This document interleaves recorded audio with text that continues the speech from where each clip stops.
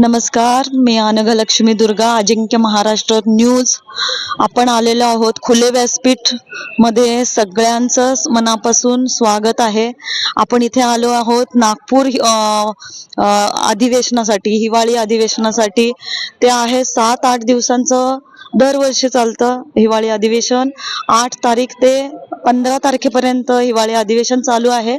आपण आलो आहोत विधान भवन. हे विधान भवन आहे, तिरंगा फडकवत इथे आणि विधान भवन आहे जिथे मी त्याच्या समोर उभी राहून बोलतेय. आपल्या समोर पाहताय, माझ्या उजव्या हाताला भारताचं संविधान आहे, समोर आहे परमपूज्य महात्मा गांधींचा पुतळा आहे. तर इथली वातावरण निर्मिती इतकी सुंदर आणि पॉझिटिव्ह आहे आणि सगळ्यांचं लक्ष लागून आहे हिवाळी अधिवेशनाकडे, जेणेकरून 7 ते 8 दिवसामध्ये प्रश्न उत्तरांची देवाणघेवाण चालणार आहे. आणि सभापती, आमदार, खासदार लोक जे विधान परिषद आणि विधान सभा ह्या 2 वेगवेगळ्या स्तरावर होणार आहेत. विधानसभा पण चालू आहे आणि विधान परिषद. विधानसभेमध्ये सगळे आमदार लोकांचे प्रश्न राहणार आहेत, त्यांची उत्तरं सभापती देणार आहेत. त्या अधिवेशनाकडे सगळ्या लोकांचं लक्ष लागून आहे. काल पहिला दिवस होता 8 तारखेला, आज सेकंड डे आहे. तर खूप चांगल्या प्रमाणामध्ये चर्चा चालू आहे. पत्रकार परिषद झालेली आहे इथं. सीएम साहेबांनी, सीएम सरांनी, देवेंद्र फडणवीस सरांनी पत्रकार परिषद घेतली. त्याच्यामध्ये सगळ्यांच्या उत्तरं दिले, कोणी कोणी प्रश्न विचारले. त्यामुळं पाहत रहा अजिंक्य महाराष्ट्र न्यूज. धन्यवाद. नमस्कार, आपण भेटणार आहोत श्री ज्येष्ठ पत्रकार सखाराम कुलकर्णी यांना. त्यांना थोडक्यात त्यांच्याकडनं जाणून घेऊ की त्यांनी बऱ्याच इतक्या वर्षामध्ये शिक्षणाच्या प्रश्नावर तोडगे काढलेले आहेत आणि त्यांचं सतत कार्यरत आहेत, काम चालू आहे. त्यांना थोडक्यात विचारू, सर, शिक्षणाबद्दल तुम्हाला आता अधिवेशनामध्ये काय बाजू मांडायची? सध्या म्हणजे शालार्थ प्रश्न इतका गंभीर होत चाललेला आहे. शालार्थ प्रश्नावर कालपासून बरेच शिक्षक लोक इथं उपोषणाला बसलेले आहेत. शालार्थ घोटाळ्यामुळे बरेच शिक्षकांचे पगार पण वेतन रुकलेले आहेत. पण शासनाला याच्यातून खरा मार्ग काय आहे हे आणखीनच समजत नाही असं मला तरी वाटतं. शिक्षण विभागामध्ये सर्वात जास्त भ्रष्टाचार आणि गैरकारभार हा म्हणजे होत आहे आणि झाला त्याला मुख्य कारण म्हणजे माझ्या तरी मतानं आहे शिक्षण आयुक्त आणि शिक्षण संचालक यांच्या ढिलाई कारभारामुळं किंवा यांनी जास्त लक्ष न दिल्यामुळं हे खालच्या लोकांना शिक्षण अधिकाऱ्यांकडून शिक्षणामध्ये गैरप्रकार वाढत गेलेला आहे. सर्व जिल्ह्याचं चालत म्हणजे शिक्षण विभागाचं निघत चाललं आहे.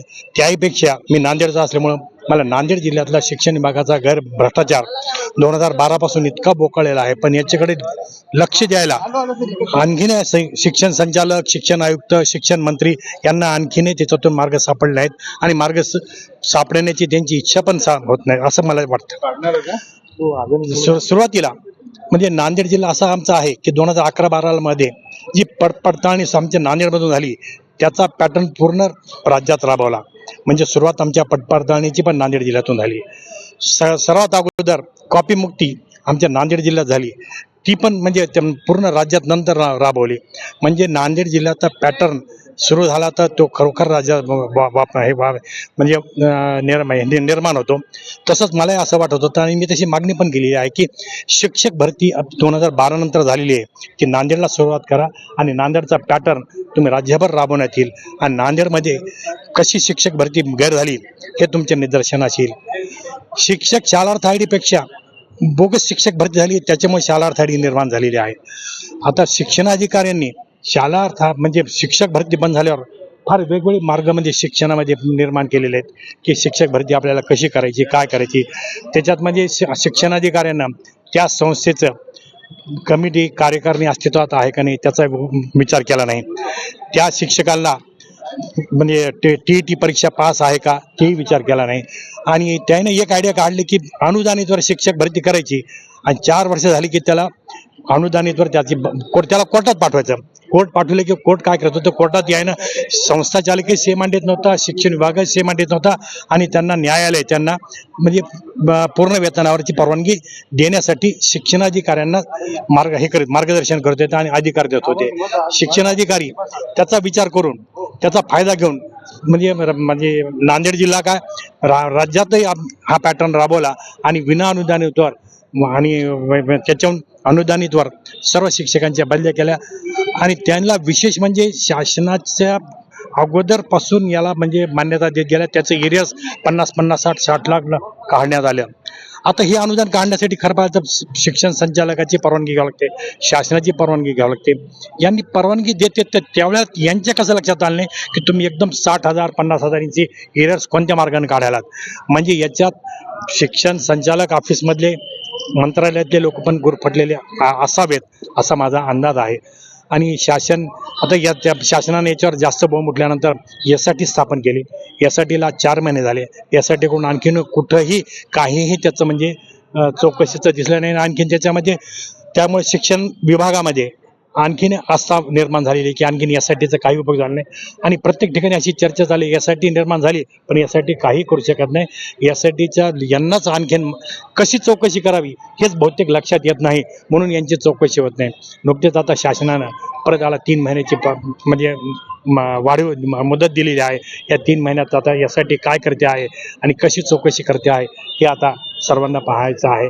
याच्यात लवकरच शासनानं खरोखरीची म्हणजे चौकशी केली आणि शिक्षक भरती अवैध काढली तर शासनाचा पूर्ण पैसा इतका वाचल की शेतकऱ्यांचे अनुदान किती त्यांना द्यायसाठी पैसा कमी पडणार नाही. महिलांसाठीचं जे 1500 रुपयाचं जे अनुदान आहे ते पण पैसा द्यायला कमी पडणार नाही. इतका अनाठाई खर्च शिक्षण विभागात खर्च होत आहे. याकडे शासनाने ही बाब लक्षात घ्यावी असे मला तरी वाटते. आपण बघितलं सरांचा केवढा मोठा अभ्यास आहे इतक्या वर्षाचा. तर पाहत रहा अजिंक्य महाराष्ट्र न्यूज, अनगलक्ष्मी दुर्गा.